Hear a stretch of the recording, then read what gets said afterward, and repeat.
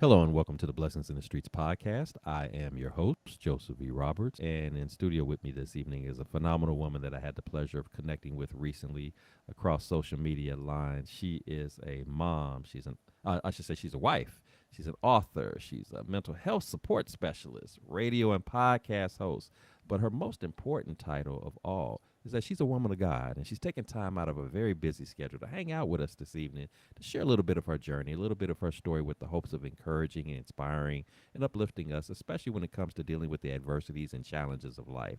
So it is my privilege and honor, ladies and gentlemen, to introduce to you our very special guest this evening, Miss Tyese Woodson. Tyese, thank you so much for being on the show. Hi, thank you. Thank you for having me on. And that was a nice introduction.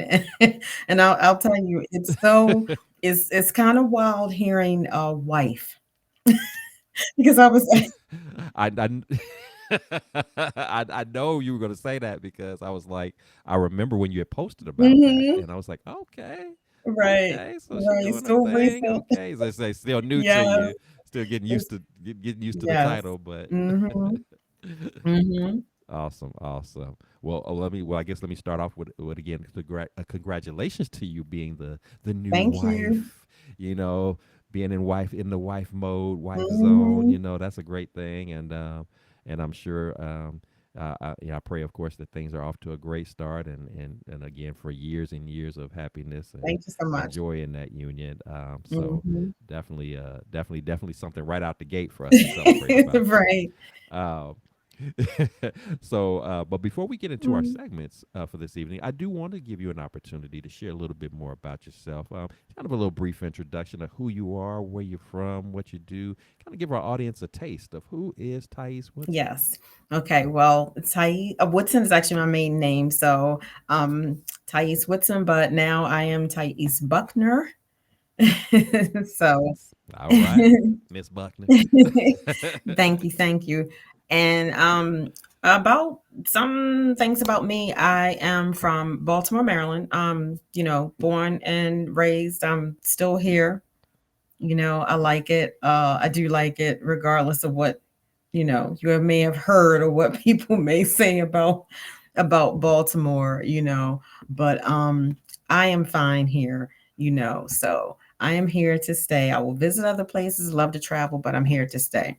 I have let's see, I have three daughters. They're grown daughters. Didn't have any boys. I wanted a boy, but it wasn't in the works. Wasn't in the works. And I'm here with, let's see, my husband, my mom. I have two brothers. A brother that I grew up with. He lives in Florida. He's been here for a very long time now, probably 30 years. And I have another brother I did not grow up with, but that I actually met at 45 years old. So look, I'm aging myself, right? Oh, aging myself already. I'm like, all right, was she older than 45? Let's see.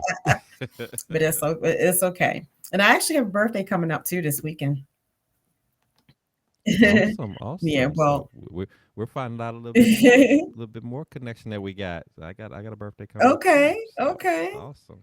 All Yep. right. So See, this is so we in the right time. We on point right now. That's awesome. yeah. So full time I am a mental health support specialist. So I have clients that are adults, and then I have clients that are kids as well. So I work with youth and adults. I've been doing that for some years now. In 2019, I started as a life coach, but hadn't really narrowed down who I wanted to work with. So I was very broad, very general. I contacted a couple of people I knew that were therapists, and said, hey, you have some folks that I can talk to, not to kind of be on top of what you already do, but something that maybe they still need some help with, that may be a bit out of the realm of typical counseling and therapy. And it ended up that most of whom was sent to me came to me for health coaching. So it was, and that was okay because I actually had been a personal trainer and I used to teach aerobics when they still called it aerobics. Hmm. Yeah, but and that was in my younger 20s, you know. So used to be athletic. I still love sports. Still love sports. My favorite is basketball. Awesome. Hmm. Wow. So I like to shop. I like to shoot pool. Okay. And I'm okay at it. You said you're I okay need at it, huh? yeah, I need a trainer. I need a pool coach. You It's a probably a level. little you probably better at it than what you letting us on. You probably make them think you don't know how to do it, and then you get them on the pool table, and they think they're gonna run it on you. I be You trying to hustle people. you better hustle them. No, I'm just messing with you. Well, that is awesome. That is awesome. Again, to my listeners, I told you as you can see, this is a woman of many talents, many skill sets. She's wearing many hats, but in the midst of it all, doing God's work. You one thing that you didn't mention, you're about to complete your divinity degree, correct? If Oh, well, let me tell you, I'm not or about you're to getting complete it. okay. So, this is how it goes. I have an associate's and a bachelor's in criminal justice Mm-hmm. and a master's in psychology. And I was one of those people that said after the masters, I'm done. I'm not going back to school, you know, Mm-hmm. all of that. Like, I'm good. Like, I'm tired of school. And I feel like I've been in school forever, you know, I'm good. And, but no, that wasn't the plan that God had for me. So, I thought about going back for a PhD in counseling and psychological studies, is what it's called. And so, you know, like I said, God had a different plan. Um, yeah, I was prophesied over by a couple of people that said, "You're supposed to be a minister." I was what? You know how it is when you get when you get a call and you like Right, exactly. You right. like who me? You know, so like I said, it was a different direction, but I ended up starting in for ministry. So I'm in school for another master's, and that's in divinity.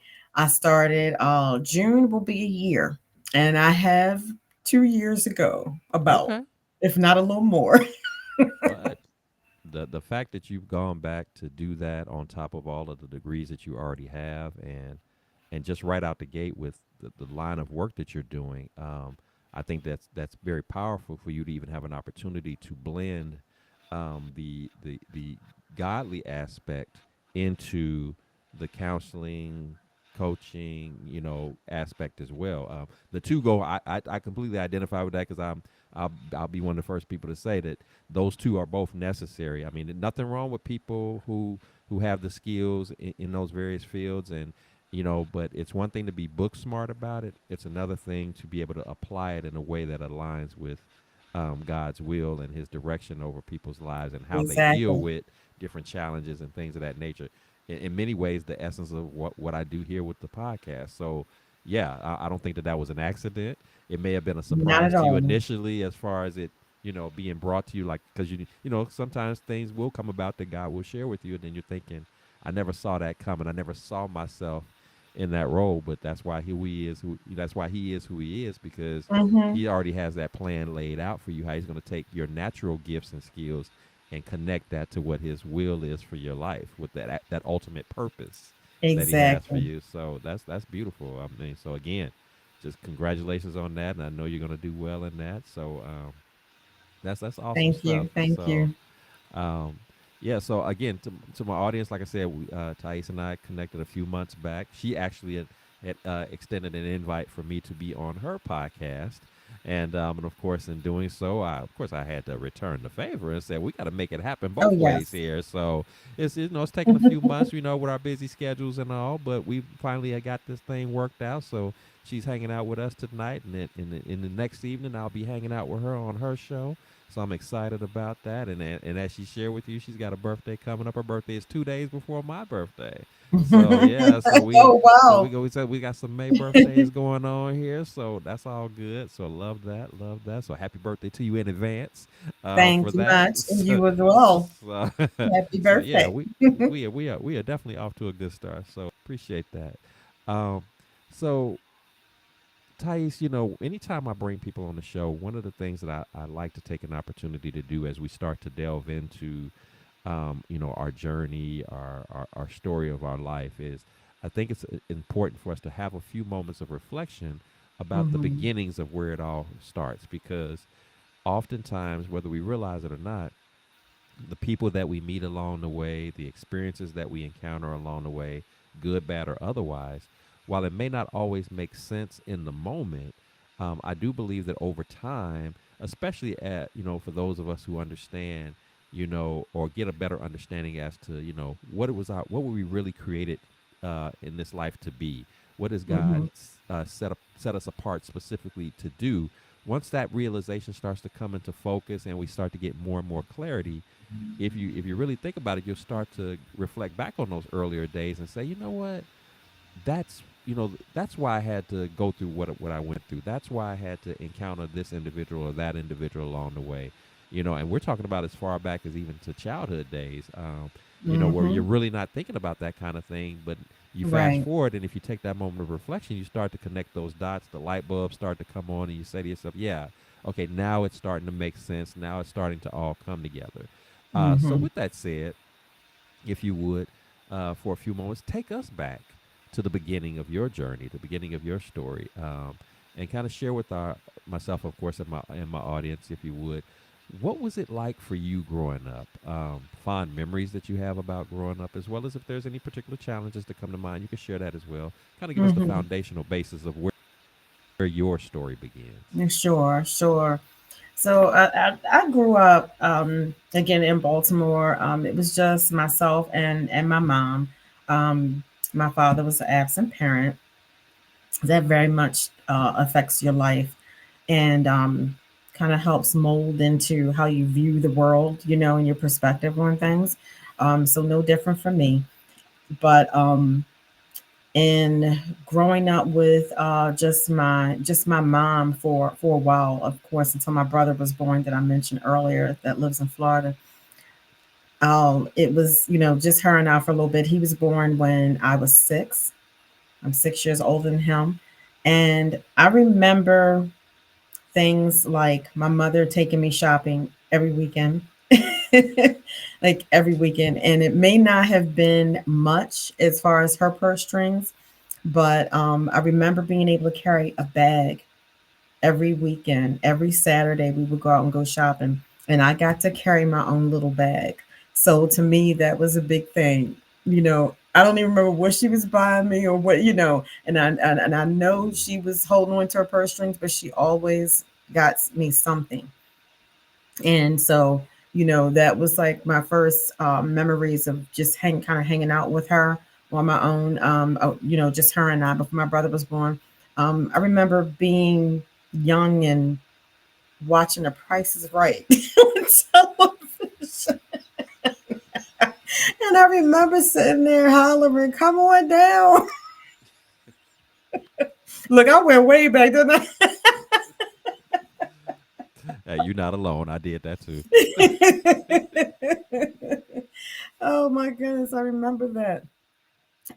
But my childhood was, I mean, I'm going to say it was very normal. It was not a whole lot of adversity. My mother worked for the state. She worked for the state for 30 years. It was the usual, like do your best in school, and my mother cooked every day for us. Like I said, my brother was born when I was 6, but I remember my mother cooked every day. Like we didn't get cereal until like Saturday morning. She cooked every single morning. She was up at I mean, when I tell you I'm talking about, she was probably up like 4:35 in the morning, easy. I had to be up. I am a morning person to this day, okay? Because my mother had me up at like 5:30 in the morning. She was a very regimented person, so that was definitely a good thing that was passed on to me, so it's not hard for me to make a schedule. In school, it definitely helps in school, definitely that's how I'm, able to get through, is having a regimen. But like I said, childhood was very normal. I mean, some of the my brother, even though I was an older sister, and I'm a girl, he's a boy, it still was like, it sometimes it was really like he was mine. Like, I taught him how to tie his shoelaces, and I taught him his alphabets, and like I helped him with things like that. I think I wanted somebody to take care of, and it when I think back now, I mean, look at the field you know, that I Mm-hmm. resonate with. Look at the field that I clung to, which is mental health. I like to help people. I like to help people. So I always say that who we become, we are a product of our upbringing and our experiences.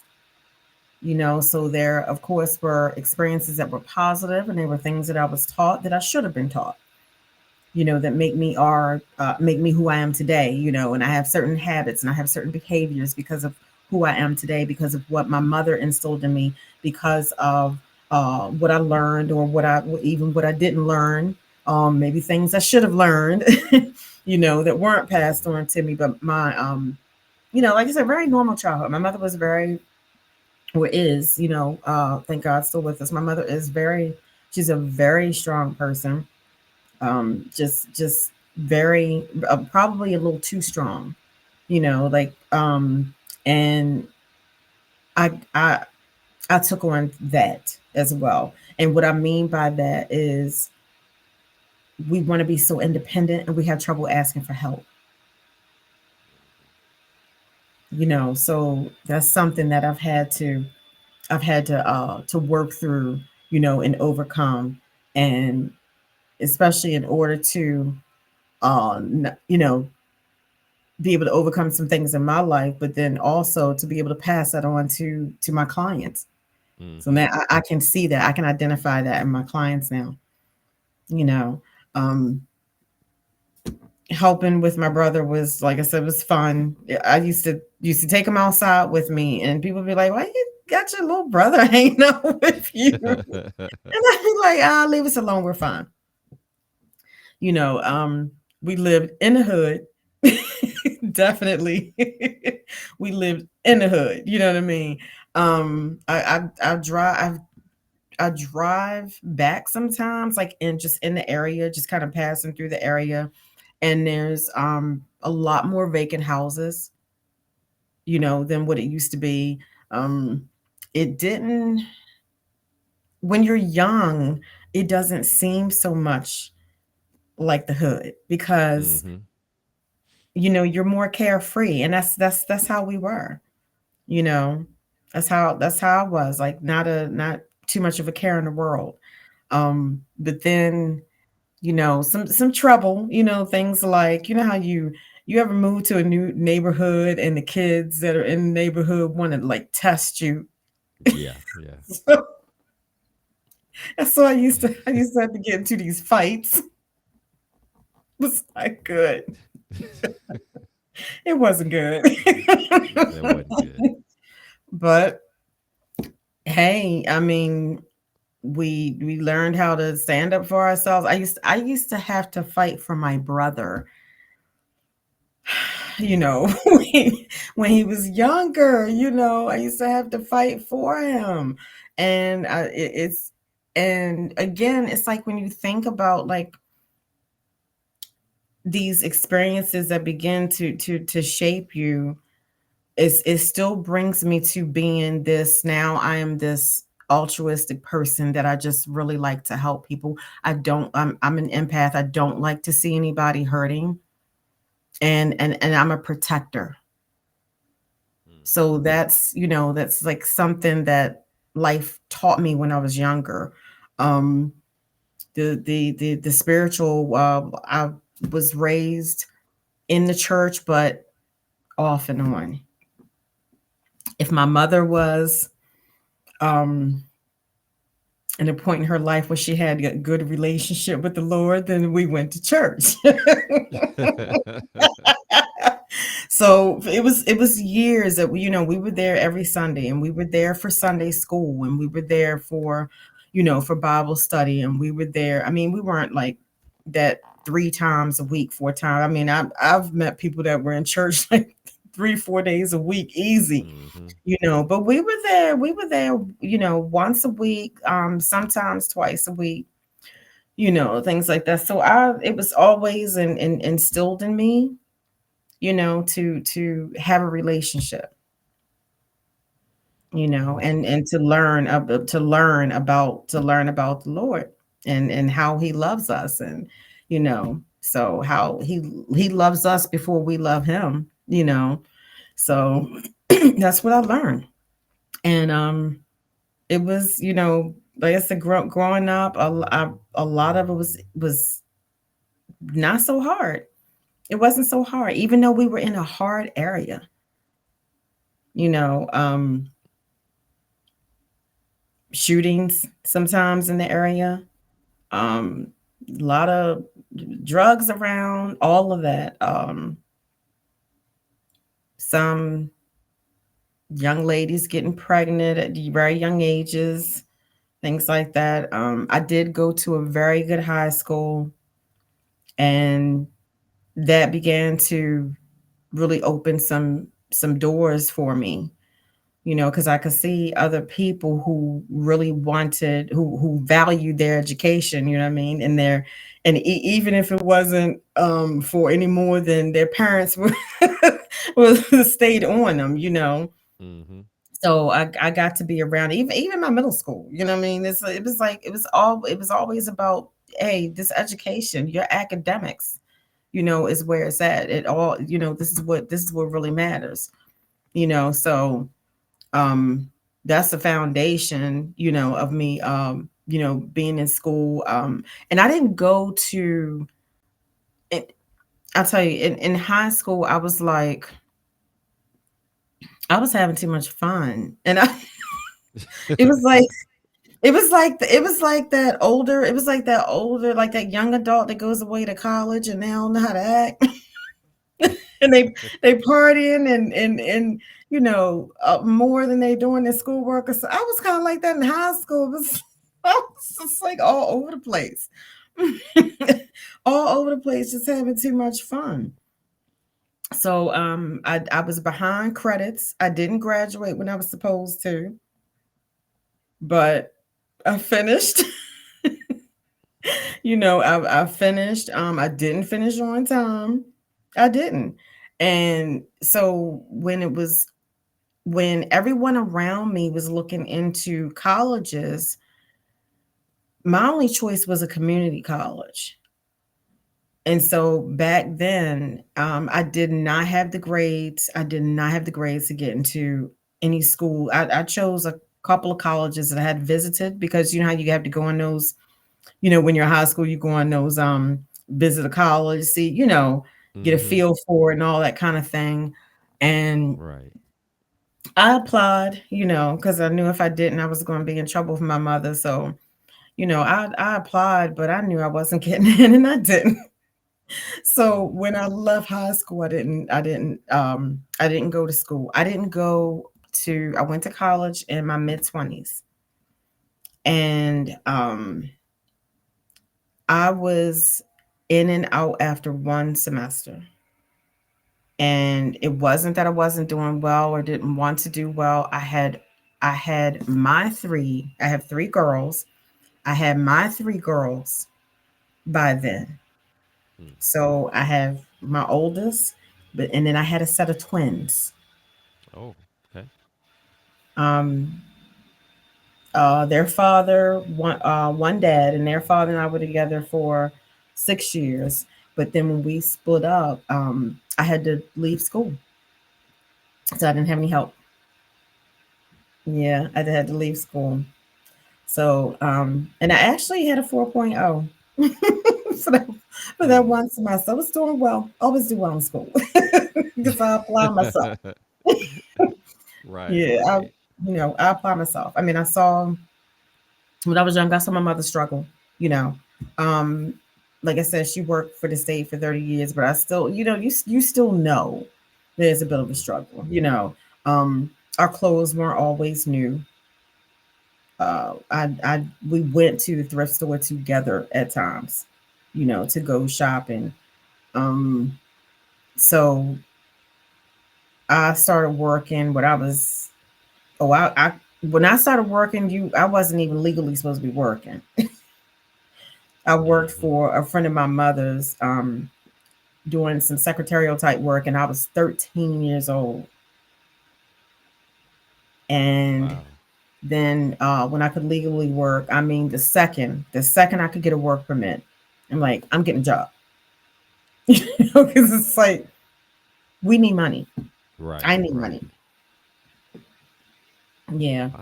Wow. Yeah. I mean, growing up without a father was without my father there was not it wasn't hard. Like I said, my mother was great. Um strict, strict. But as I got older I knew why she was strict. Hmm. Trying to make sure we didn't end up, in streets. Right, you right. know, you know. But yeah, he really wasn't around. So got a job when I was 15 and thoroughly enjoyed it. My first job, I was bussing tables. I was bussing tables at a restaurant, and I was good. He said I was good at Oh, I know I was good. They told me I was good. They it. told me, and I all because I've always valued work, Hmm. and I was grateful.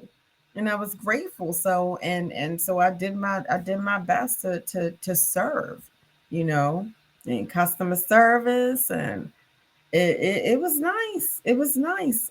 They tipped me well. I was I was 15, making like $1,000 a month.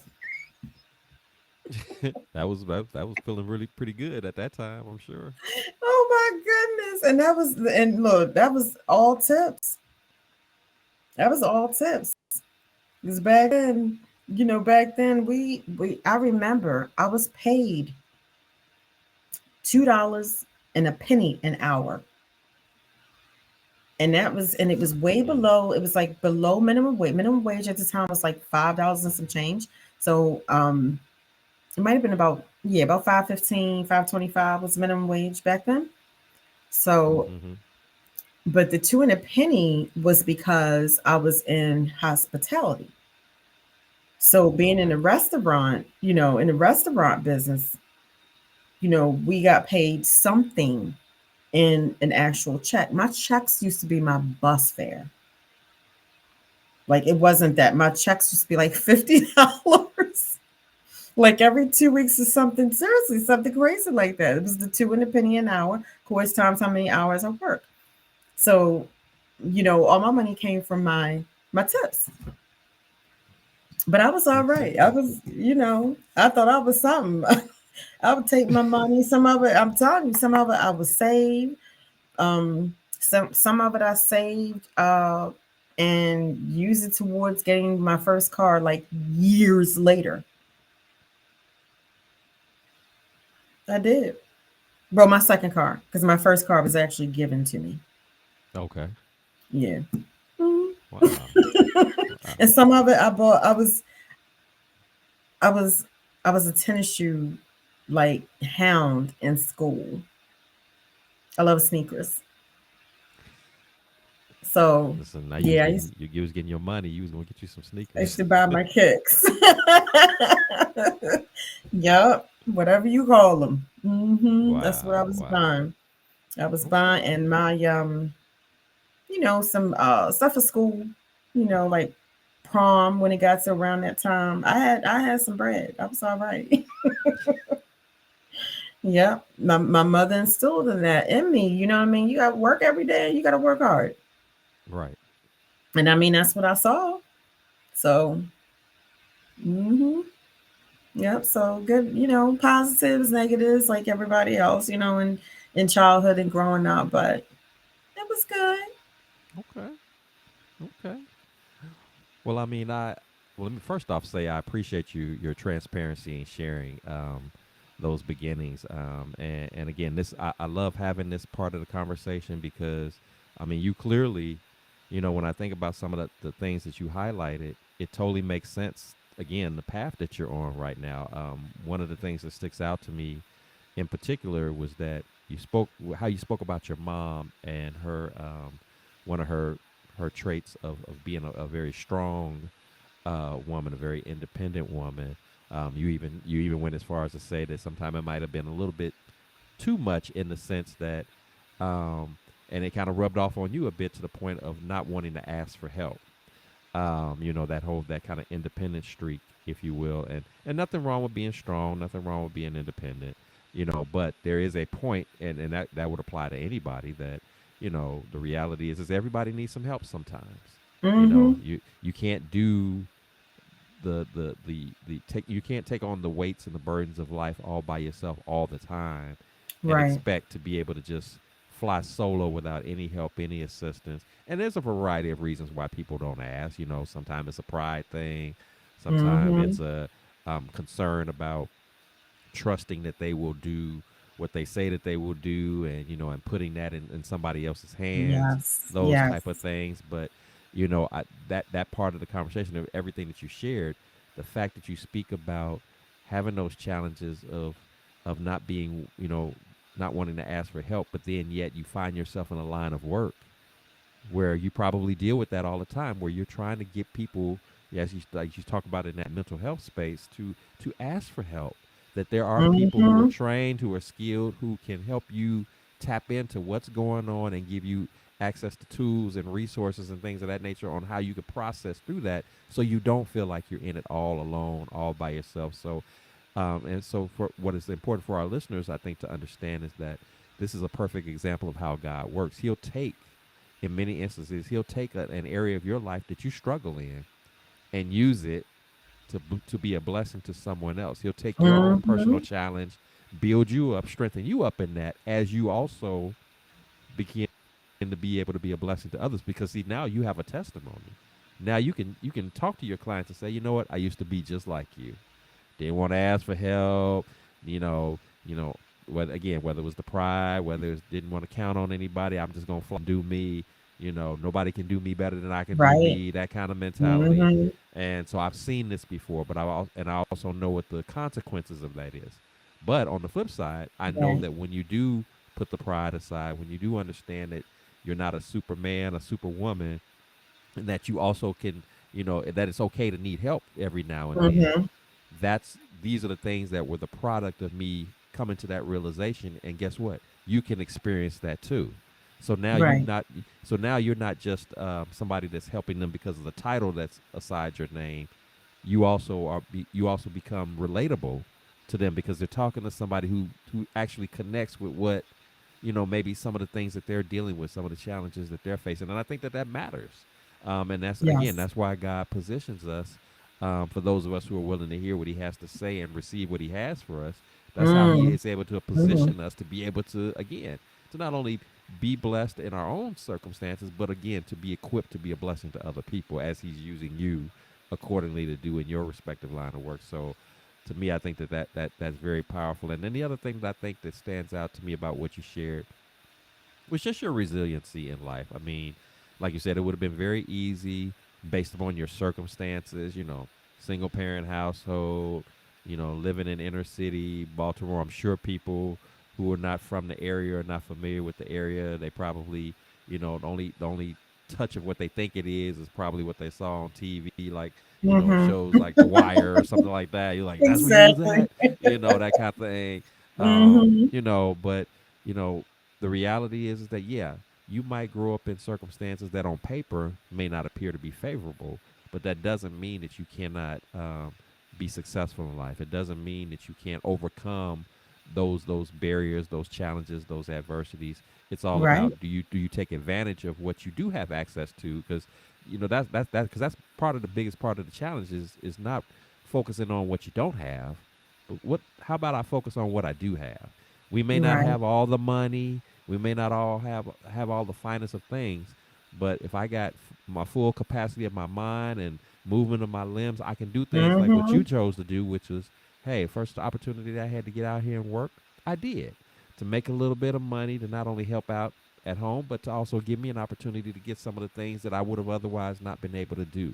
So, in you doing that, and you exercising that level of resiliency and maturity, if you will, you began to learn lessons, valuable life lessons about, hard work. Getting in there and and not expecting people to just give you anything. That you had to go out there and you had to earn it. Not waiting for people to Right. feel sorry for you because Mhm. you don't have the perfect settings or whatever. But Yeah. you said I had a chance to go to a good school, and so there was an opportunity for me to see other people, who had an appreciation for their education and desire to want things out of life. And even though you said you finished later than what you initially planned, I still feel like just your exposure to that was sufficient enough to allow you to not only ultimately finish, be it at a different time, but then to further pursue your education at the levels that you have, getting bachelor's and master's degrees and things like that. You would have never been able to do that had you not been placed in that setting, that surrounding, and been able to have some of that exposure kind of brush off on you. The Mhm. people, the way that they're thinking, the way that they're locking in, the way that they're focused. Yeah, we Right. don't we always don't pick up on it right away, and that's okay. Some Mhm. some of us get it Mhm. right away. Some of us it takes a little longer to get the lesson. But Mhm. what's most important is, did you get the lesson? Yes. Did the light bulbs ultimately Yes. come on? Mhm. Did you ultimately see, Right. what? Okay, I can be honest and say I was goofing off here. I was messing around there. Let me get locked in. Let me get focused. Let me get back on track and pursue what God has set the table for me to enjoy, for me to take advantage of, for me to benefit from. Let me go ahead and Right. grab hold of that. And so you telling what you've shared so far is a perfect example of what that journey looks like when in spite of the fall downs, the mistakes, that doesn't mean it's the end of your story. It just Right. means that you Not at you just had all. a minor setback, but Mhm. but being in relationship with God, understanding who He is, He can dust you off. Say, you know what? Okay, you're gonna be all right. Let's just get reset. Right. Let's get refocused and go right back at it. I haven't Right. forgotten about you. I haven't left you. You're still gonna be all right Mhm. because I got a purpose for you. This is Exactly. not it. So we're gonna be good. You Mhm. just you just keep following me, keep following my lead, and let me show you.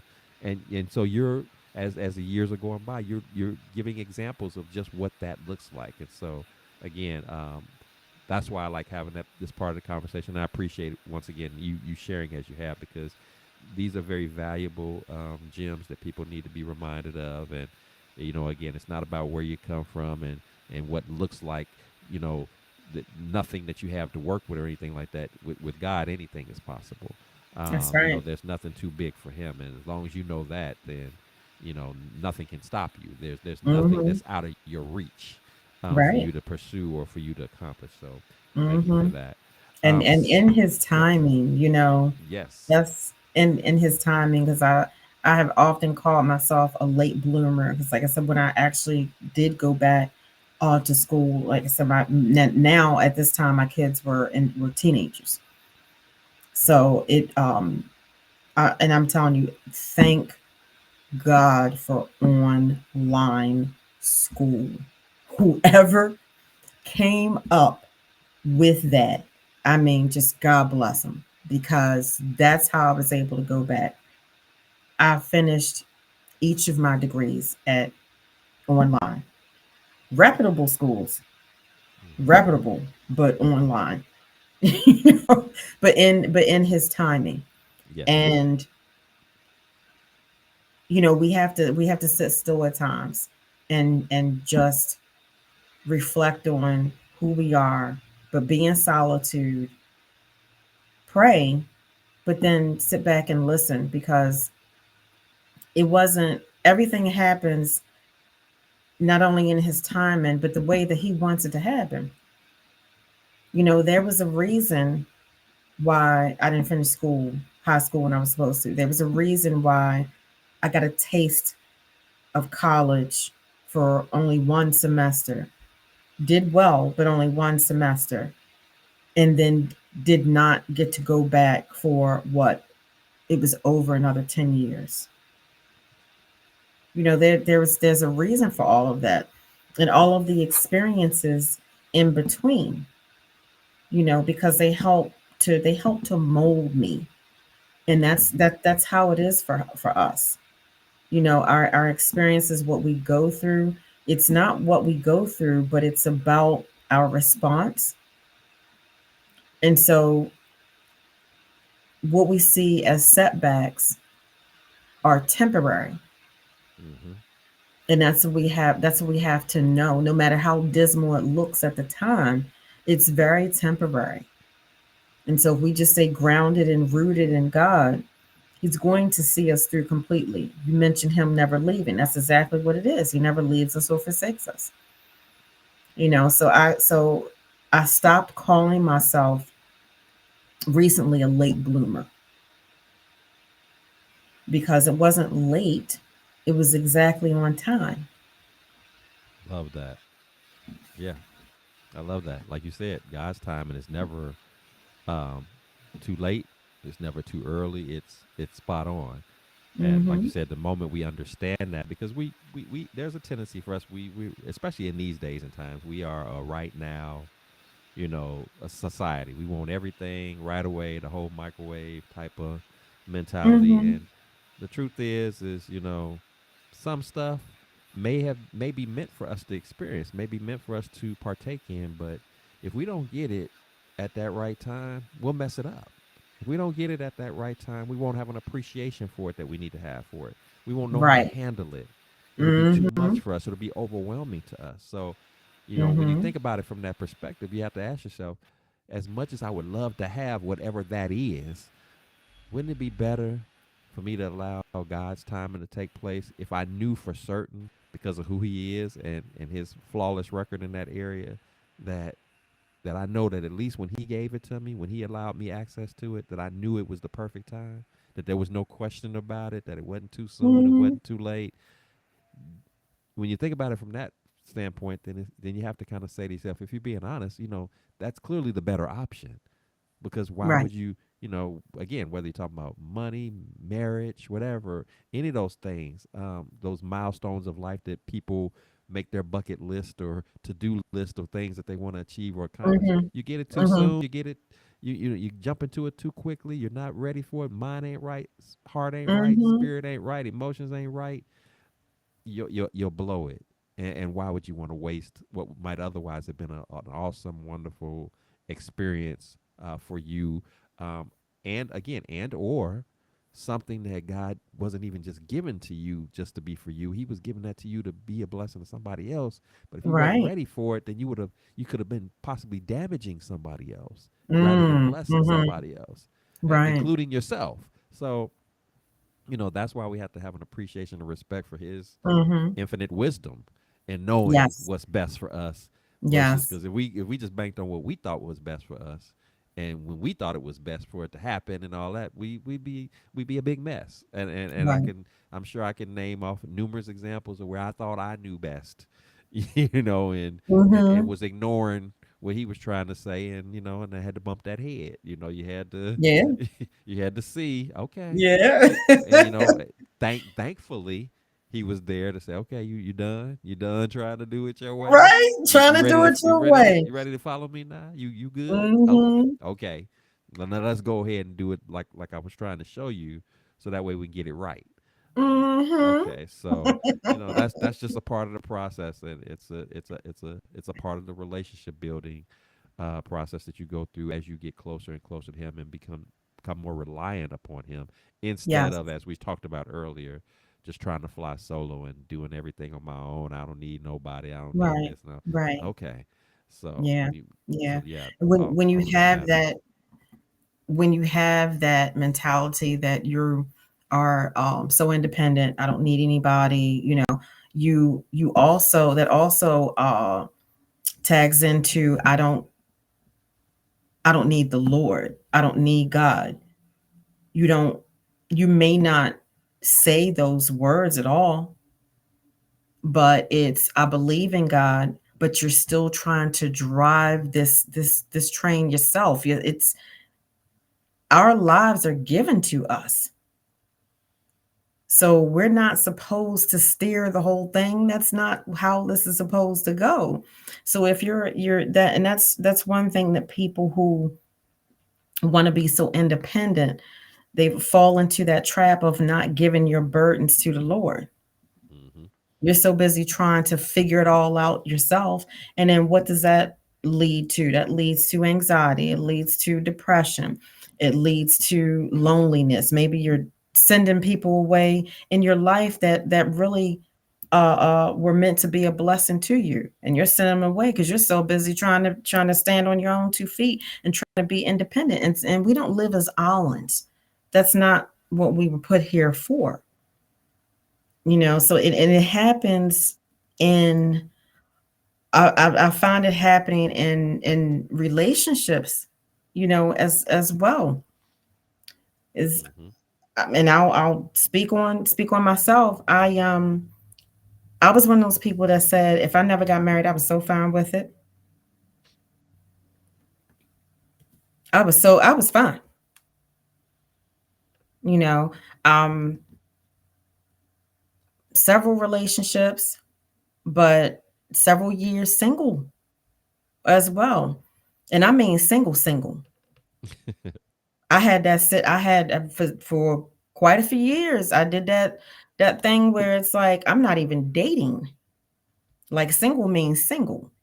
It's just me, and I'm fine because I had to work on me. I had to work on me, and so I wasn't dating. I wasn't seeing anybody. You know, had to sit still. Had to get myself together. If I didn't, I was only going to be a mess in the next relationship. Hmm. You know? And that's the thing, we got to stop coming. We got to stop coming to people with our mess. I mean, we're never going to be 100 because this is a journey, Hmm.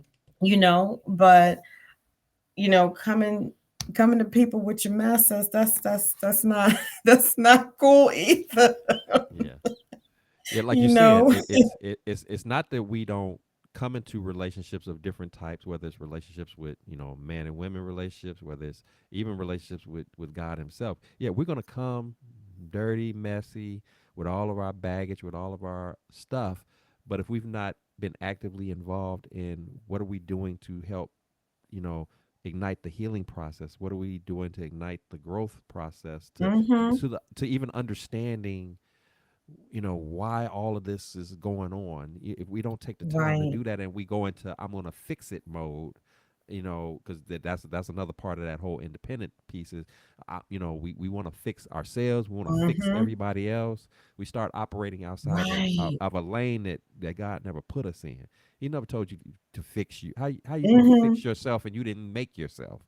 How And you you going to didn't, fix exactly. so we Exactly.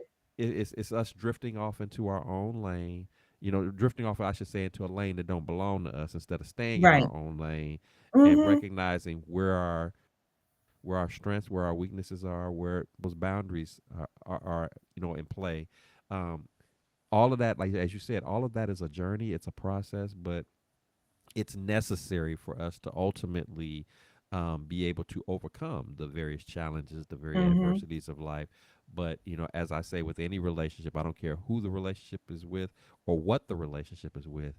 If God is not a part of it, um, it's not going to go the way that you desire for it to go. It's not going. It's either going to be topped out at a much lower level than what it could have been, or Mhm.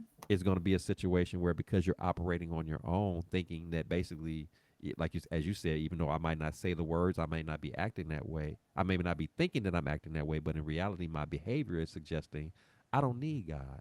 I don't need Right. anybody. I can just do me, and I'm gonna be all right. Are you? Mm-hmm.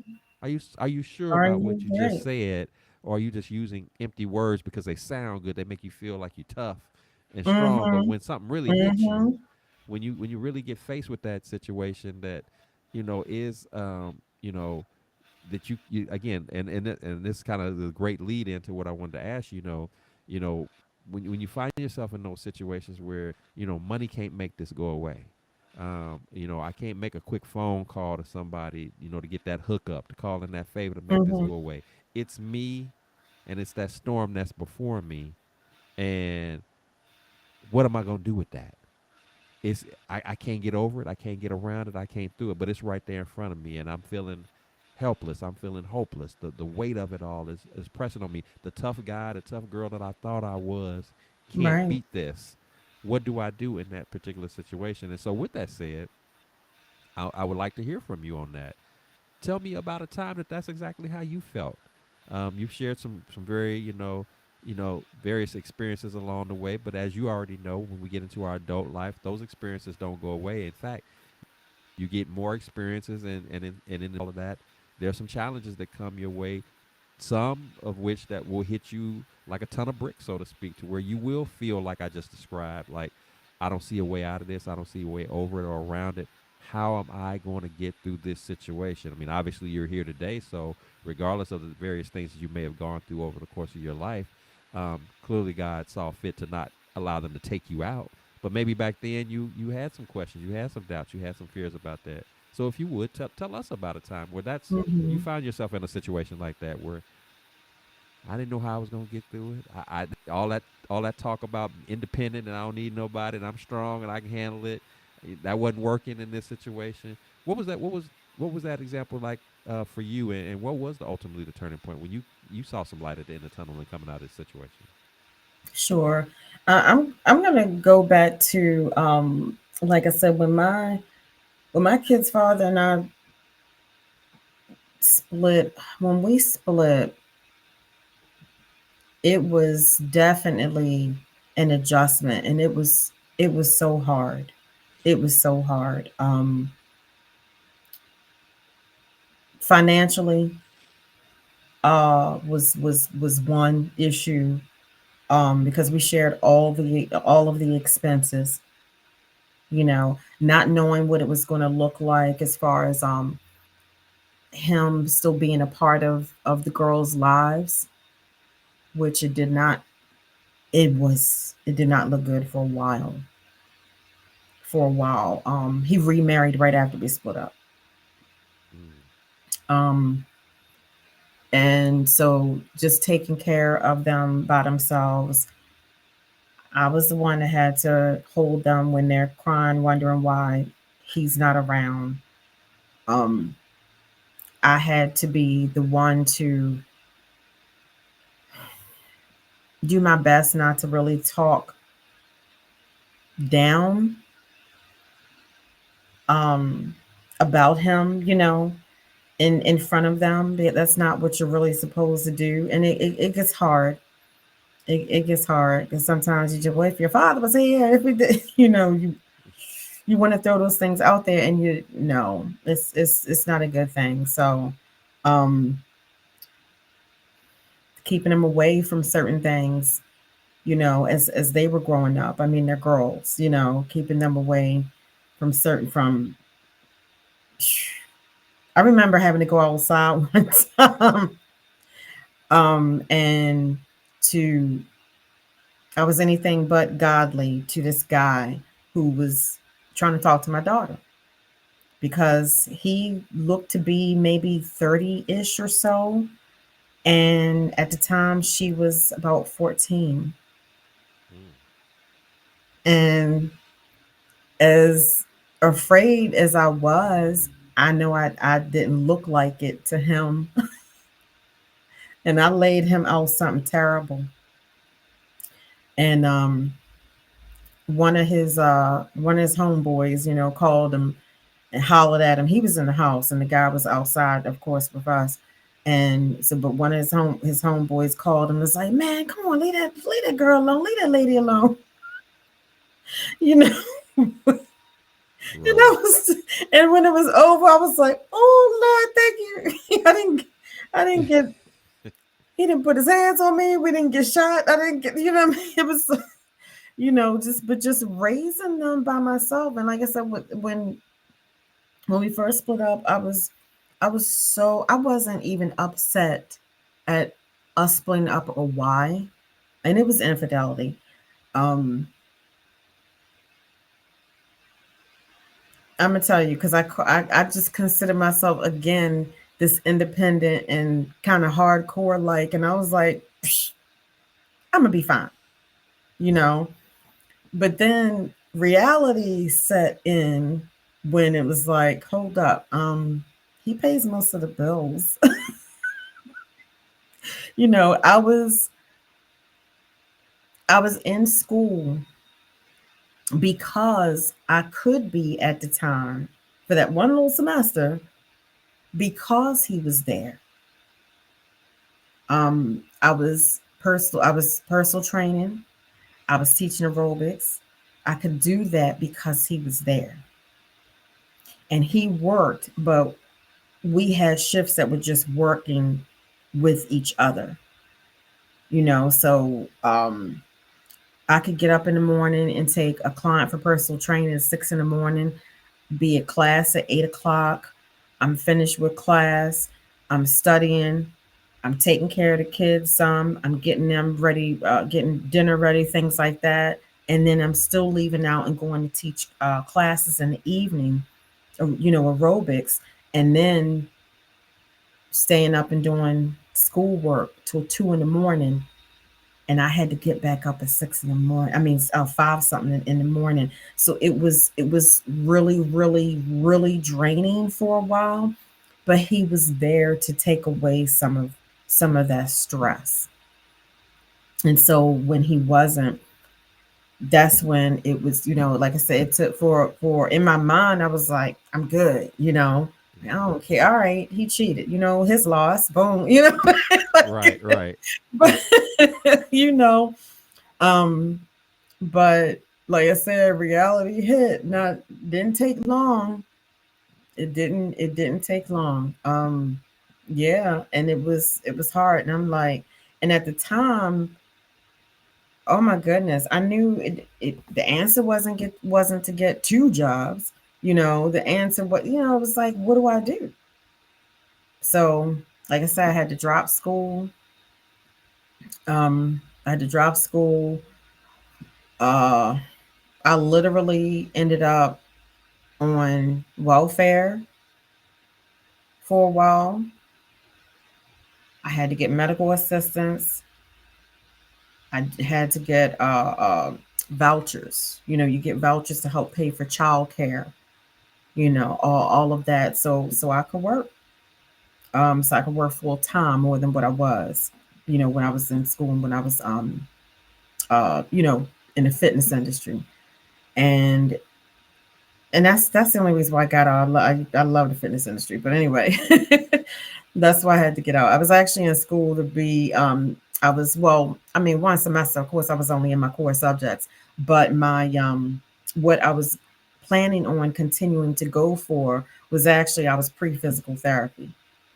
Mm. So it's like I had this plan, and here we go back to like you make plans.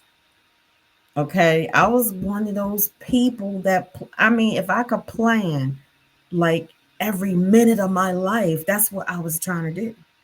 Like, I'm doing this, I'm going to accomplish this, I'm doing, Mm. and then it's like life starts lifing, as we say now. And then it's like, skirt, wait a minute, how am I supposed to do this? And a lot of us, like, and me as well, I didn't look to God until I needed help. Then it's like, oh, wait a minute, God is here to help me, right? Like he was an afterthought because, again, I saw my mother doing it. doing it all. You know what I mean? And I'm like, I can do it. I can do it. It's like I never really I didn't lack confidence. I didn't let, I didn't have self doubt. It was more just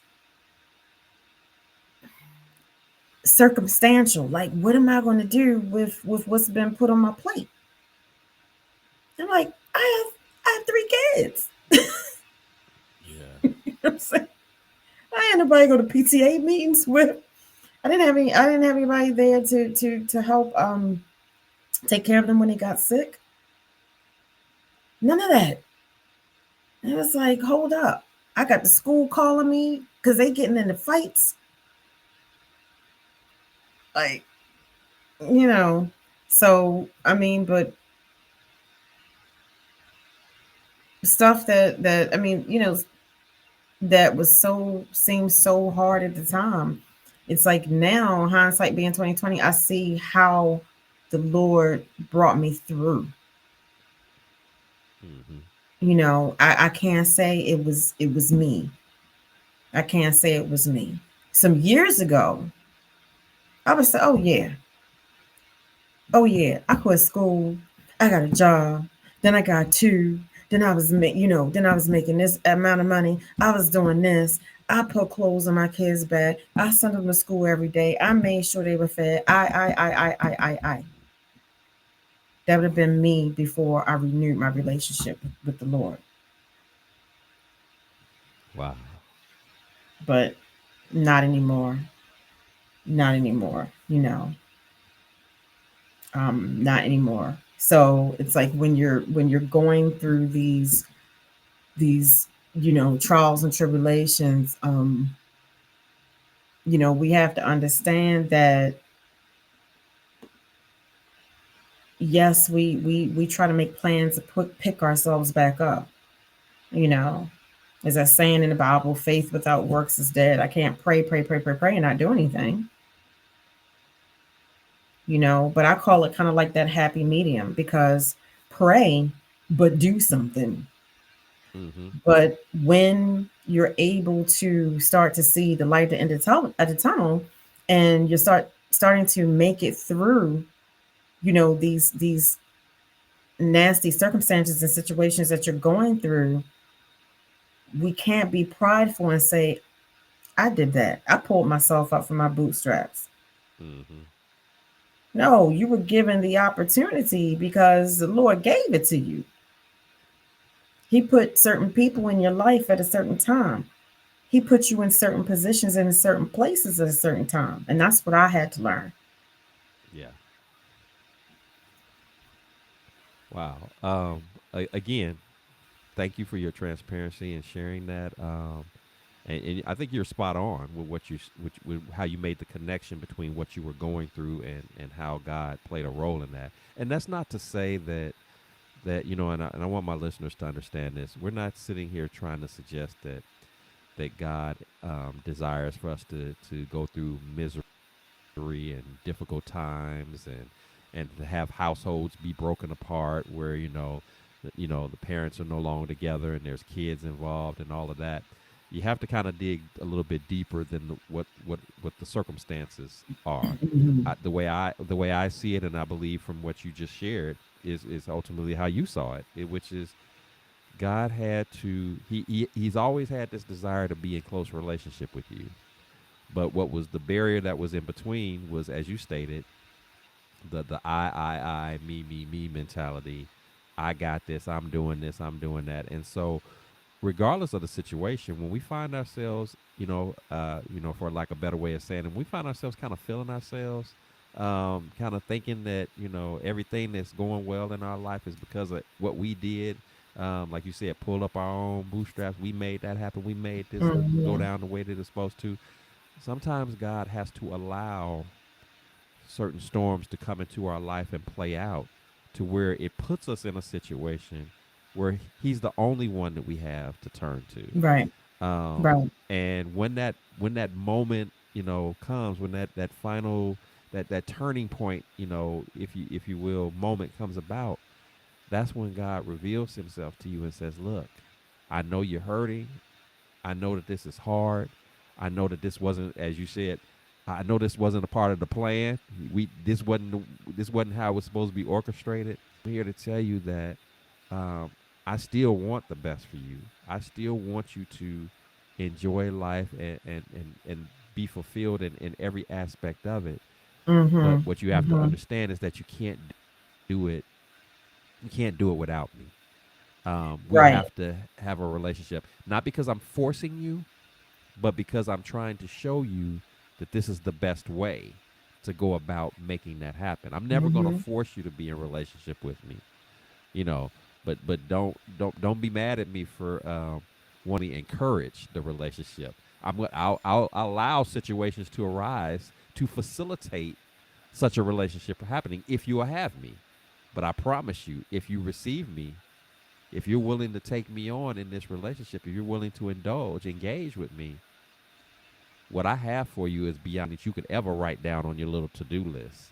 Anything that you could put in your Mhm. planner of life that you thought you Right. that would be that would be a vapor, if you will, in comparison to what I could do for you in all aspects of your life. Not your whole bunch of money or prestige and titles, but just the peace, the joy, the Mhm. calm that I can give you that none of those other worldly things would ever be able to be enough to provide for you. So even when you go through other difficult times in life later on, beyond this current situation that has brought us to this moment, the way you approach it, the way you respond to it, and emphasis on respond, because you made that point earlier, and I connect with that, because there's a difference between us responding to challenges and adversities of life versus being reactive. Because when we're reactive, we're in our feelings and our emotions. We're not thinking clearly. We're just all over the place. But when we respond, we're responding because we understand who's ultimately in charge. We Right. understand who ultimately is the lead on this. Mhm. And I know you know this to be the case, but last time I checked, he's undefeated.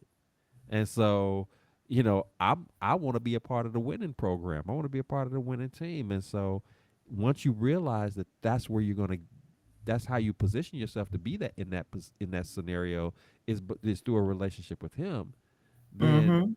nothing that comes your way will be too hard, too difficult, too insurmountable for you to overcome. It doesn't mean that you'll never have challenging or difficult times, because you still will, but how you respond in those moments will be completely different.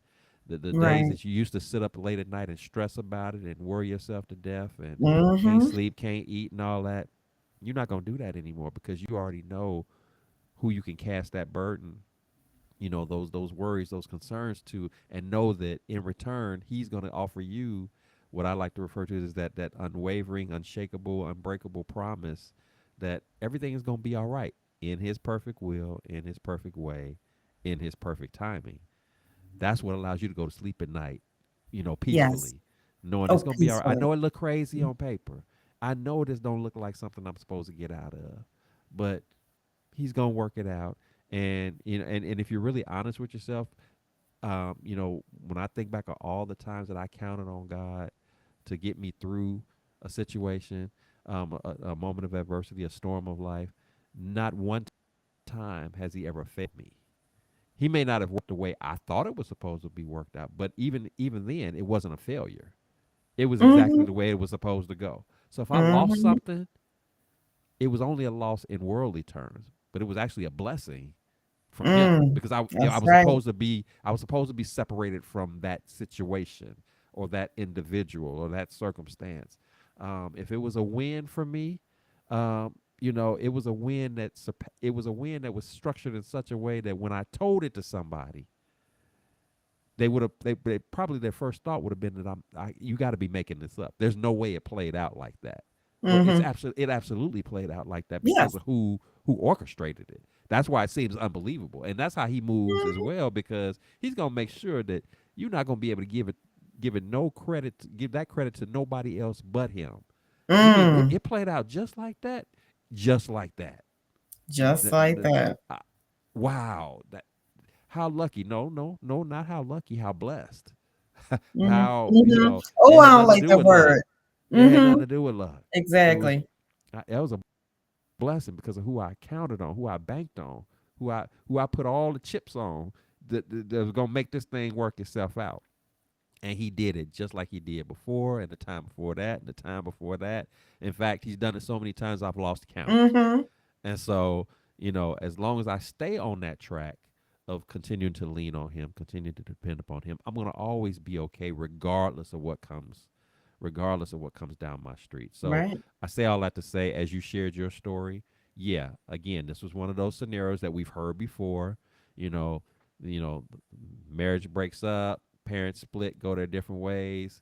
Mom left behind, raising kids on her own, financially strapped. This going on, that going on. On paper, that's not supposed to work. You supposed to, your mental health is Mm. supposed to die. You supposed to be a hot Mm-hmm. mess, maybe venturing off into some other reckless behaviors, whether it's drugs, alcohol, you know, um, sexual recklessness, whatever that is. You're supposed to go into all of that mode. But no, Mm-hmm. God said, I'm going to take what seems to be impossible to do, because it was a challenge for you to do it even when you had help. But I'm getting ready to show you some help that you have never experienced before, that Right. the people are not going to be able to put into a box and explain, because it's only me, and only I could do it. And see here, and then so again, now we fast forward to today. Your children are grown, living their lives. You have since um, found love again, and are married and doing your thing. Career is Mm-hmm. prospering, and you're walking in God's purpose. And there's still more to the story that's to be written. So Right. again, for my Right. listeners, this is what you have to understand. It's not about living a life where you go through nothing, because that's not a realistic thought process. I don't care how much money you think you could have, or prestige or titles. That's not going to happen like that. Mm-hmm. But the relationship, that's where you want to lock in on. Where am I relationally with God? Because with Him being incorporated in everything that I do, big, small, or otherwise, I can't, I don't lose in those situations. It's not Right. going to always be easy, but I don't lose. It's all going to work itself out in the long run. I just got to ride it out with Him, not on my Mm-hmm. own strength, not on my own merits, not on my own, but with Him. I don't have to go through it alone. And so I'm glad that you've had that realization where you said, you know what, I'm gonna recommit. I'm gonna turn my life around to where I'm gonna lock in with Him, because He can get me through this. Mm-hmm. And that's exactly what He's done, and which is why you're even here today, to even be able to share this segment of your life. Because otherwise you wouldn't be here to be able to talk about it. You wouldn't even be in your right mind. Right. You Right. know, Mm-hmm. had you gone any other Mm-hmm. direction other than Him. So That's right. again, I thank you for sharing that. Mm-hmm. So Thais, when obviously we've talked about some heavy stuff, and again, as you said, some of life are heavy. Sometimes a storm of life are just kind of lifing, just kind of day to day annoyances that we might encounter.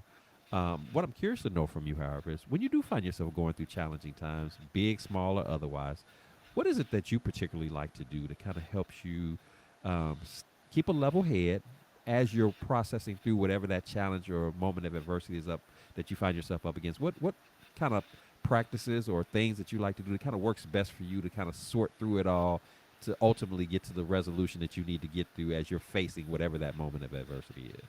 Mm-hmm. I have to take, and this is going to sound seriously on the uh, clinical, so to speak, but I have to literally step back and take some deep breaths. You know, it works for me. It works for me, and within that, I have to just think to myself, what are the consequences if I go route B versus route A? If I make certain decisions, you know, how am I making these decisions? Because if I react versus thinking before I react, I'm always going to take the wrong route all the time. I'm always going to go in the wrong direction. I'm always going to make a mistake that is going to have some consequences. So, first I just I just breathe, and then it's just like, just chill for a minute. Um, Prayer.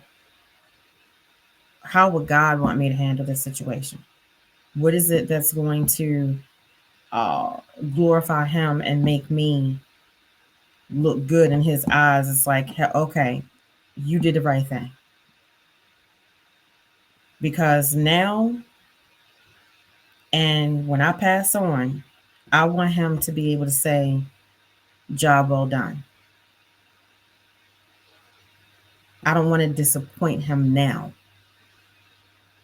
So if something is making me angry, I have a temper that I have. I I definitely get that. Take that from what I've seen in childhood from my mother. We are a product of our upbringing, our experiences. Love her dearly, but I have her temper. Okay. Um, so before I do things that are hasty, before I make these hasty, funky little moves, I have to sit still. I have to sit still. It's like, leave her alone for a minute. And I'll tell you, my God knew exact. I have no. I'm telling you, I have no doubt in my mind that my husband. I didn't choose him. God sent him to me. He chose him because I could be firecracker. When I tell you, I have never seen someone so calm in all of my life. So it's that it's that balance. Hmm. It's that balance. Okay. And we were together 4.5 years before we got married. So he knows me. He knows when it's she need to go sit in the corner for a little while. You need to go chill out. You need to go sit in the corner for a while. Right. I'm gonna be over here. I'll leave you alone for a while. Cause you ain't acting right.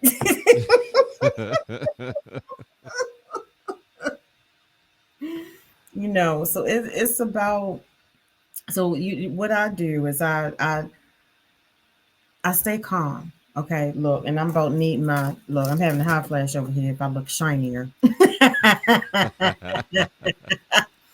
but but yeah, I mean, you have to stay calm about certain situations. Things are going to happen. Things are gonna You're gonna have something fall through. You know what I mean? You're gonna pass up for a promotion at a job.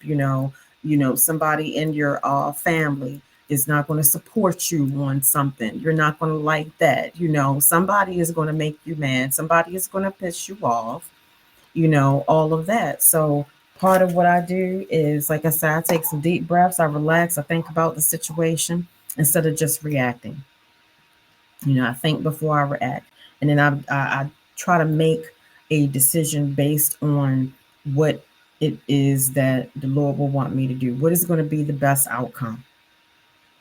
You know, um, and I mean the outcome for not just me, but for anybody else involved. And that requires some accountability. You got to take some accountability and responsibility. So I mean that's what I do. I look at it in terms of, okay, do I even deserve to be mad at what I'm mad about?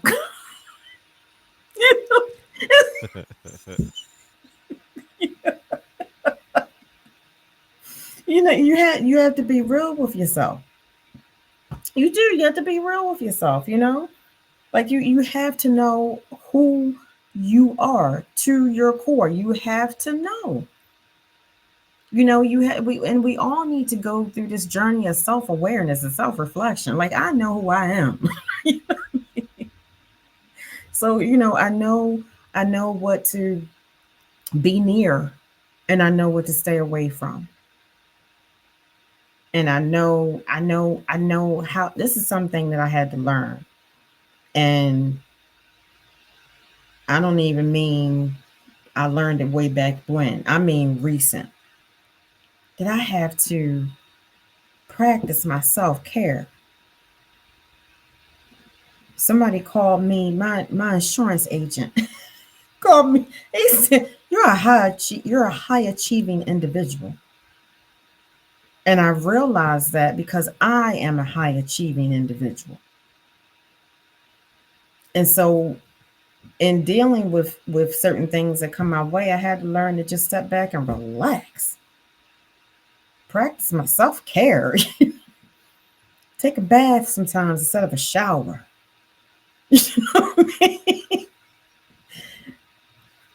Do the things that I like to do. You have to know yourself. I gotta do things that I like to do. Mm-hmm. You know, sometimes I will leave out sometimes in the middle of the day because I have clients in the mornings, I have clients in the evenings. I'll leave out sometimes in the middle of the day and start doing something that's like running an errand or something. Mm-hmm. My husband and I will go on ice cream dates. Yesterday we went on the ice cream date. We went on the dessert date. It's not good for the waistline, but it's good for the relationship. It's good for us. It's good for my mind. I'm Mm-hmm. relaxed. So it's just do certain things like that so I don't make the wrong decisions. Right, It right. doesn't mean I'm still always going to make the right decision, but I make what I feel is the best decision at the time. But I have to step back first and take a couple deep breaths and be by myself for a little bit, you know, and then take some accountability Mm-hmm. and talk to myself. It's gotta be, like, Tyese, now you ain't. You know, you know that wasn't right. Look, you the know you face. was know you was out of order on that one. You know you was out of order. Mm-mm-mm. But that's that. But like you said, that's important about that self awareness. Being willing to hold yourself accountable. Understanding that there's two sides to every you know argument or challenge, if you will, or what have you, and you got to ask yourself, was there anything that I could have done differently? Was there Right. anything that I could have, maybe my approach, did I not say enough? Did I say too much? And you can only have that moment of reflection, if you will, if you do things such as taking that moment to just breathe. Mm-hmm. Let me Mm-hmm. calm myself. I mean, that's not to say that that's the only way to calm yourself, but that's definitely a perfect example. And a lot of times people downplay the significance of breath work, but that's a very real thing when it comes to Right. bringing a sense of calm to yourself, because especially when you're talking about wanting to, because it's very common for us, of course, to throw in, and I pray on this situation, that I'm dealing with, which is great. You want to do that, but you also got to be prepared that at the conclusion of your prayer, you got to be prepared to hear from what God has to say to your Yes. prayer. Yes. But if you haven't had a chance Mm-hmm. to calm, to settle down, to relax, not only will you not hear what he has to say in response to you, but you'll, if you're not careful, you'll pray, and then immediately following behind that, you'll start telling him how he's supposed to answer the prayer, instead Mm. of, Mm-hmm. so then now you're faced with this situation. Well, what did I bother asking him if I recognize that I needed his input, his advice on the matter, but then I'm gonna play this role where I'm gonna go ask, and then I'm gonna dictate to him how he's supposed to answer the question, the Right. answer the prayer that I bring to him. That's kind of contradictory. It kind of Mm-hmm. speaks to me not Completely. now. I'm saying I'm not trusting what he has to say to me because I'm trying to give him the script to Right. give to me, when I said supposedly that I needed him to give me the advisement. So all of that stuff matters. Like I said, the the calming, the accountability piece, the prayer, so that again, so that you can hear from God, to give you that guidance, those steps, those next steps to take. Regardless of whether this is a small problem or if something more of a monumental nature. It doesn't even matter what level it is, because again, when we don't seek Him and we don't seek Him with the right posture, even something that started out as minute and minor can blow up into something way bigger than what it needed to be. It didn't even have to go Exactly. that level, Mm-hmm. and Mm-hmm. we've turned it into a monster when it didn't even have to be that way, all because we didn't take those proper steps to get ourselves in order, to get ourselves ready to receive what God had to speak to us on how to properly address those situations. So I'm glad you shared as you did with that, because everybody doesn't have a process. So again, to my listeners, if that's you, I don't really have a way of working through when I find myself dealing with adversities. I'm usually the firecracker who just pops off and just goes wherever it takes me. Thais just kind of shared some things with you that you can use that you can apply right now. Take that moment of pause. Whatever. For some it's gonna be breathing. For some it may mean go take a walk.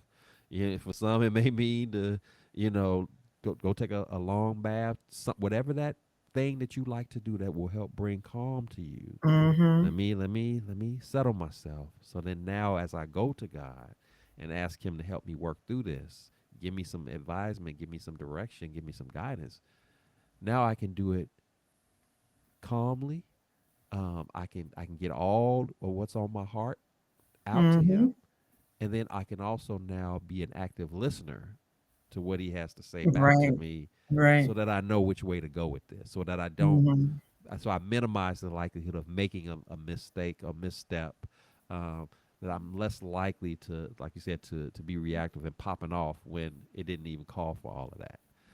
So those are very Mm-hmm. valuable things that you share in that regard.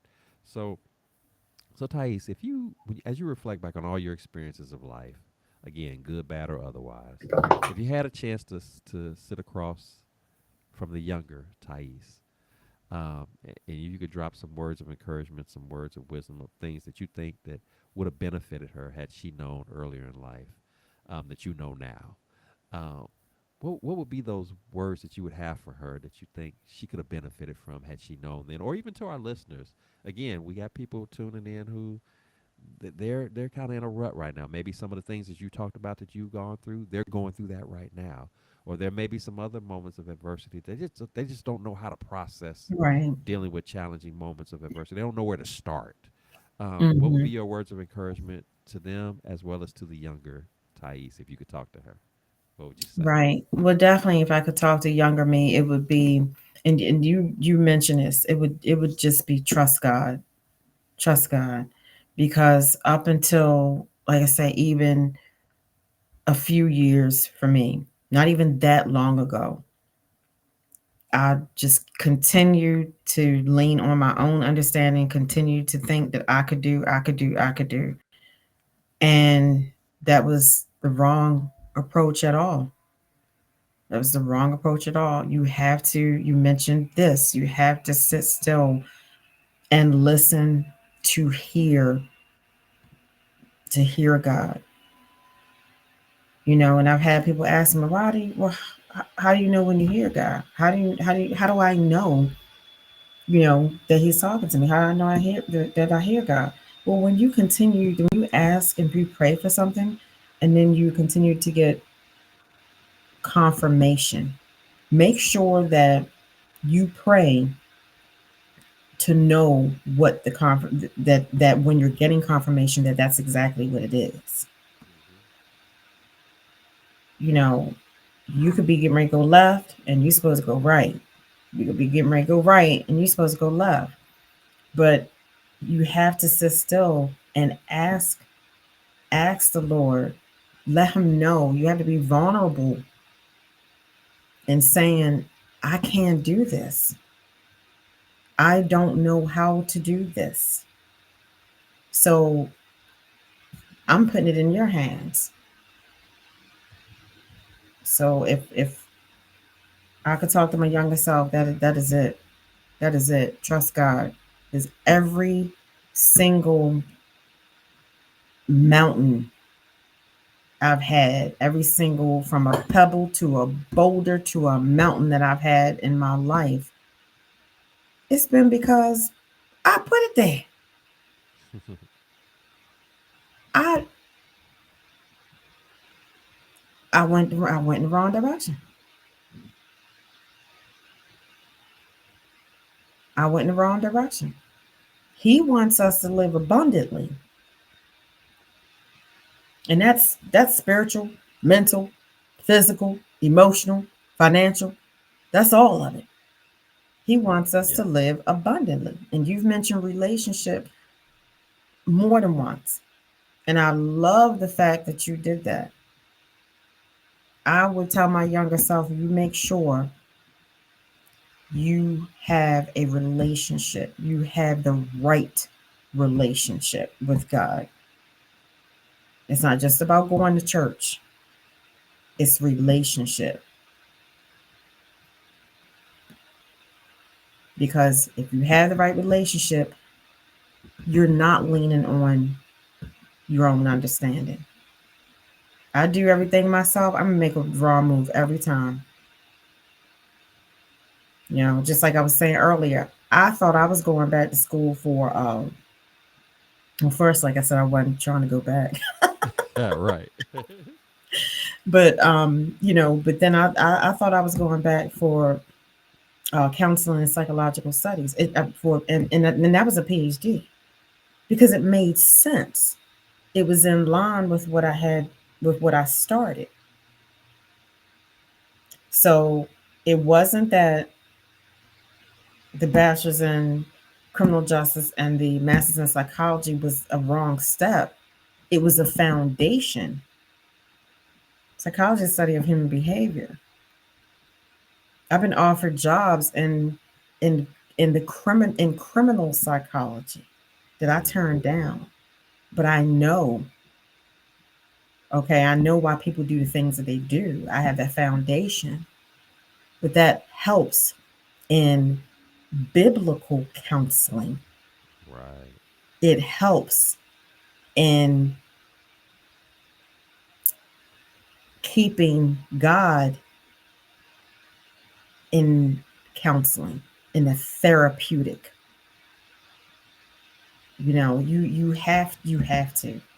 You have to. So I know now, because I listened, the route I'm Hmm. supposed to take. And I don't have to see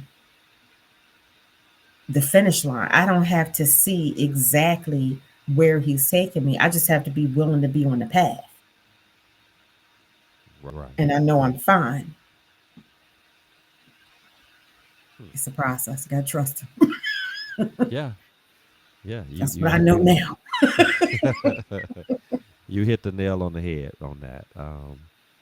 Again, it's about the relationship. It's about the process. Um, just just it comes down to, like you said, just trusting him. And to the question that you raised, I mean, it's a very valid question that all of us, and even as believers, we sometimes will raise that same question: is how do I know I'm hearing from him? And you have to be one. I think it is critical, as you kind of alluded to, is that you got to be intentional about asking him.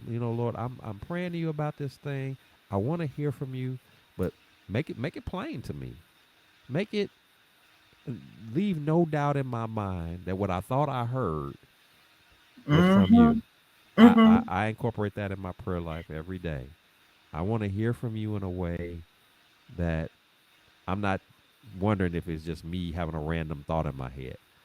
And the thing is that, don't limit yourself as to how you think God will speak to you. A lot of times people will, if you get caught up in what you might see on television or something like that, that you're expecting this thunderous voice from the sky, Thais, this is God, and this is what I have to say to you. I'm not saying that that's not possible. There's biblical evidence that such things have taken place, but Mm-hmm. God can speak to you through a song. He can speak to you through another person.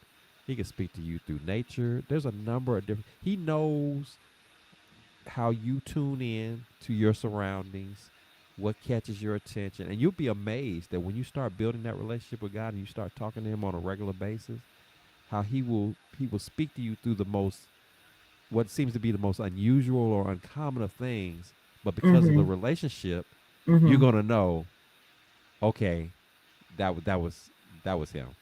Right. I get it. Right. Sometimes it could be a complete stranger that has a momentary conversation with you, and they'll say something, and you'll instantly make the connection. That's it. Mhm. I've even had Mhm. moments where I have been, and I don't think there's anything crazy about it. Where many times where I've, been talking to myself. I might have been walking, taking the dog for a walk, talking to myself, talking to God, talking through the situation to him. And in the midst of me talking to him, without me even realizing it, I'll speak the answer in the conversation, and I'll realize it after I've said it. Oh, that's what I'm supposed to do. I just said what I'm supposed to do. Not Right. because I not Right. because I came up with it, but because I was talking it out. Because sometimes that's what it takes. You probably know that just in the line of your work. Let's talk this thing through. Mhm. The person came in confused, but by the time the conversation was ended, they had to answer, and it wasn't even always because of something you told them. It was because they talked it through. God can Right. work the same thing out with you. Right. You can just be in conversation with him. You'll look up and you'll speak out the answer, Mhm. not realizing where it came from, not understanding that it came from you, but ultimately through the relationship you recognize, oh, this was God. He put the words on my own mouth to speak. Okay, this is where you're supposed to go. Okay, I get it. This is what I'm supposed to get it. I see. I hear you. The Holy Um, Spirit. that's exactly the Holy Spirit. Yes, again, for those who are not familiar, who don't understand that seems to be a foreign thing to you. I get that. It would be foreign to you if you've never been in that position, but God, he has no limits as to how he could communicate that to you. But Right. again, you have to have a relationship. You have to be actively engaged in a relationship if you want to truly hear from him. And Mhm. don't expect it to be some, don't necessarily limit it to being some kind of over the top, in your face, blatant type of stuff. He can be in the most subtle of ways, get that point across to you, that message across to you that you needed to hear, to know what to do with that particular storm that you're up against, or what next steps to take in that big decision that you're trying to make. As you talked about earlier, Mhm. option A or option B. If I give it to God and I tell him what's on my heart and what I'm thinking and what I'm trying to rationalize, he can take that and give it right back to you and say, this is what you need to know. And based upon what I just shared with you, if you're truly receiving what I had to say to you, even if it wasn't what you expected, you're gonna know which option to take, which path to Mhm. take.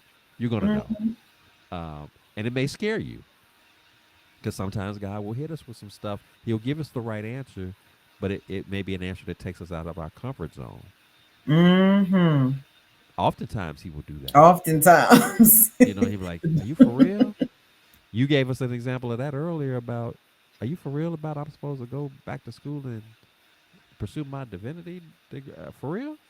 That's not on the plan. That's not what do you mean? Mm. Right. You mean you sending people to me telling me that I should be, I should be preaching? That I should that's huh? I mean, I'm a believer and all, but I didn't see myself like doing that, like up front in front of people talking or ministering on that level. I mean, can I just do it from this seat? Over here, in the quiet Mm. part of the room. Right. God will do that for you and through you. He Mhm. will take the most shyest people and put the calling on them that they're supposed to be on stage speaking to thousands. And you Yes. sitting there figuring to yourself, how is that possible?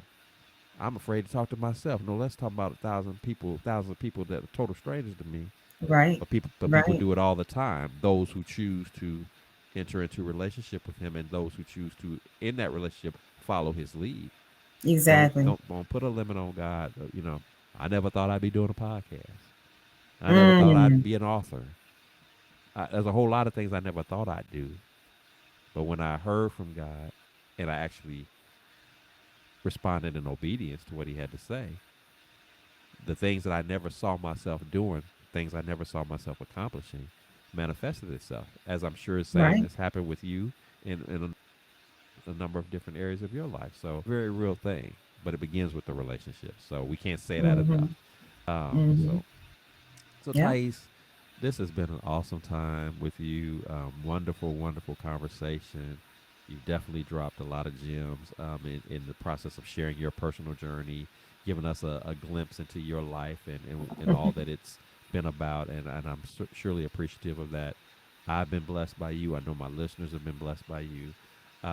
But as is customary, before I let you go, um, we do want to take this opportunity to celebrate you, to love on you, to lift you up, to acknowledge not only what you've done, but what God is going to be continuing to do in working through you as you walk in your purpose. So, with that said, if you would tell us if you got anything that's going on now or coming up, whether it's professionally and or personally, please share that with us. We want to know all about it, how to be a part of it, how to connect with you, how to follow you, keep in touch with you well beyond this episode. Because again, you've shared with us quite a bit.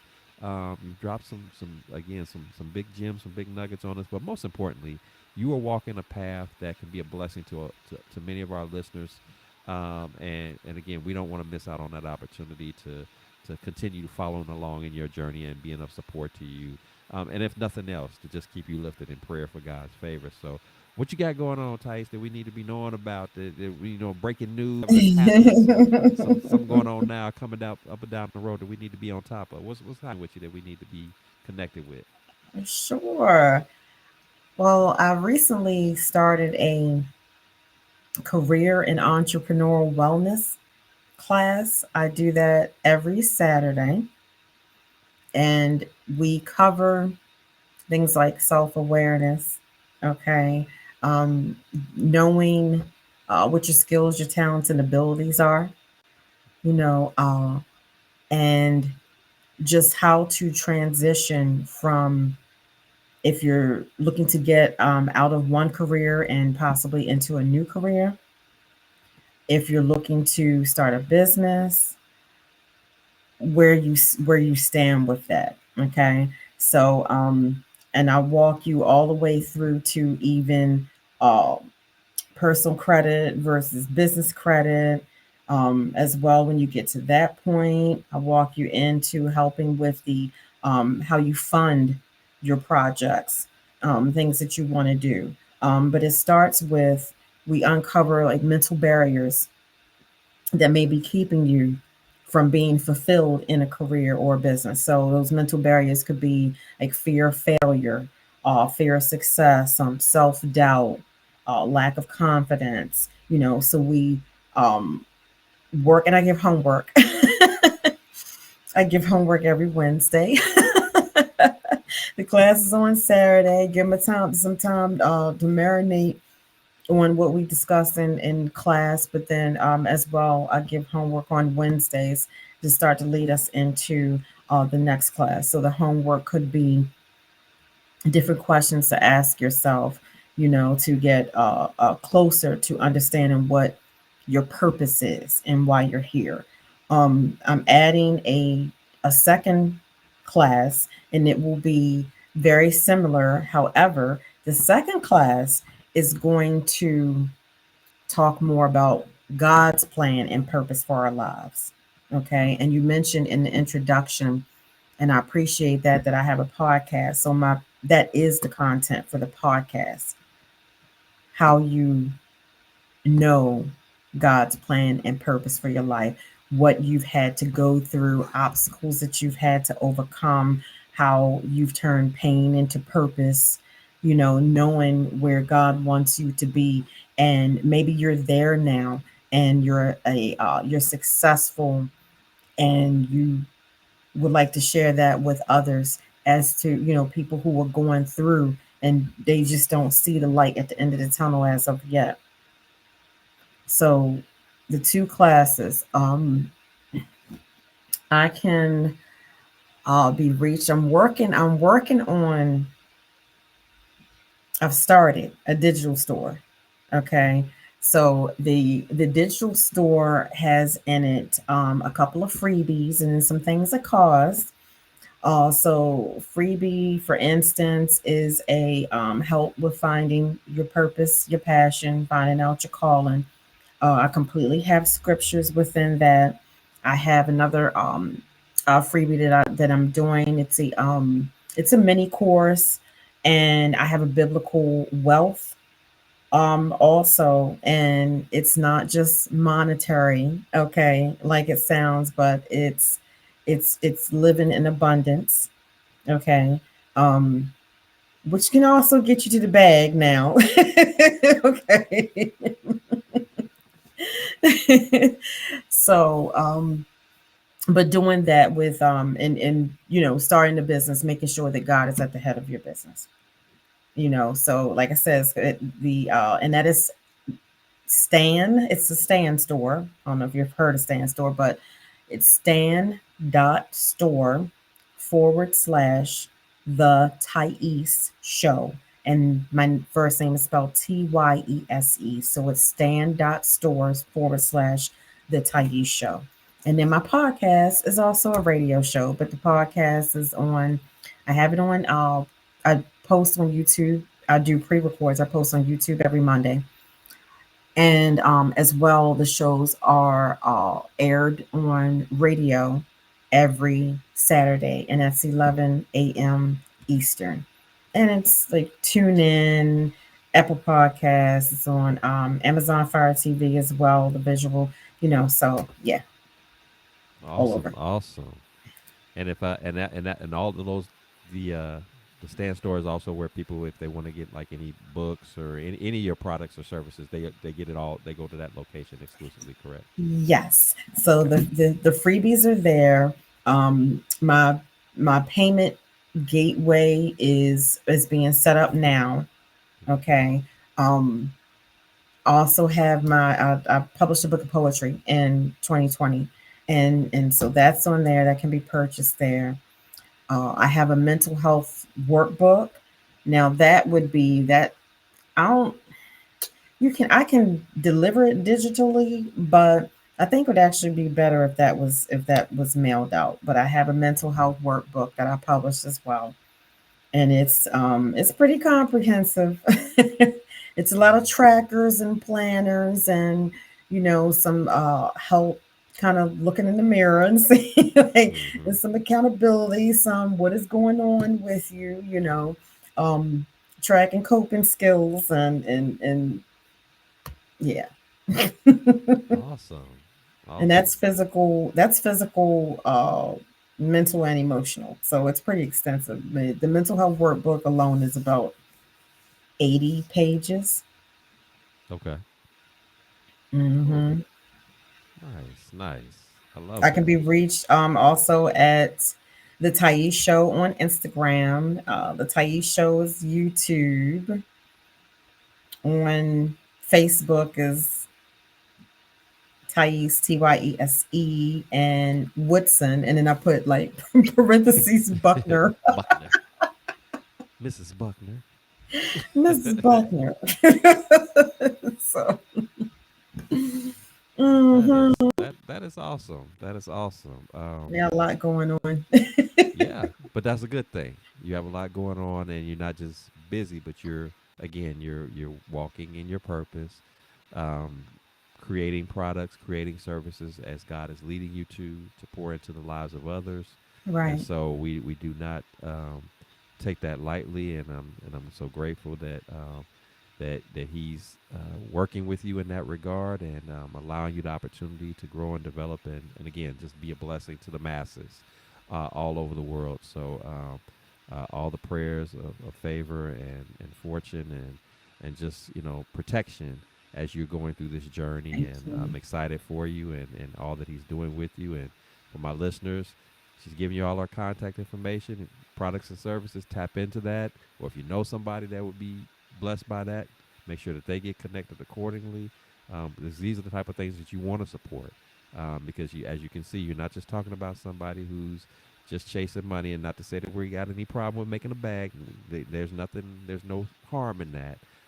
But also understanding the deeper, greater purpose of it all, which is making sure that the works that she's doing are aligning with God's will That's for our right. lives, emphasizing the relationship component, emphasizing the connection between what she does and how He has an instrumental role in it all. He's the point. He's the lead on that. Mm-hmm. So we don't want to minimize his presence in that. So definitely support. And it's interesting. You got your workbook out, and I just recently came out with a supplemental guide to my Blessings in the Streets book as well, and that's the 12 steps to building and leveraging a relationship with God. So anybody that's Oh, interested in okay. that, I need that. yes, I need to tap get into that it. out. It's available on Yeah. Amazon, or if you Okay. want to get an autographed copy, you can DM me directly, and we can arrange for that to get it signed for you and I'll send it out to you personally. So that is that's my latest release that's out.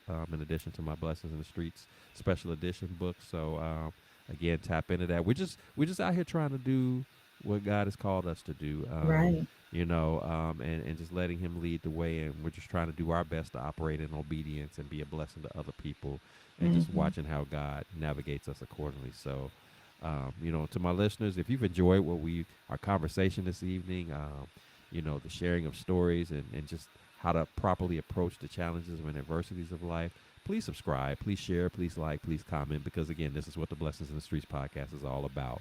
We're trying to be transparent, be raw, be relatable with you.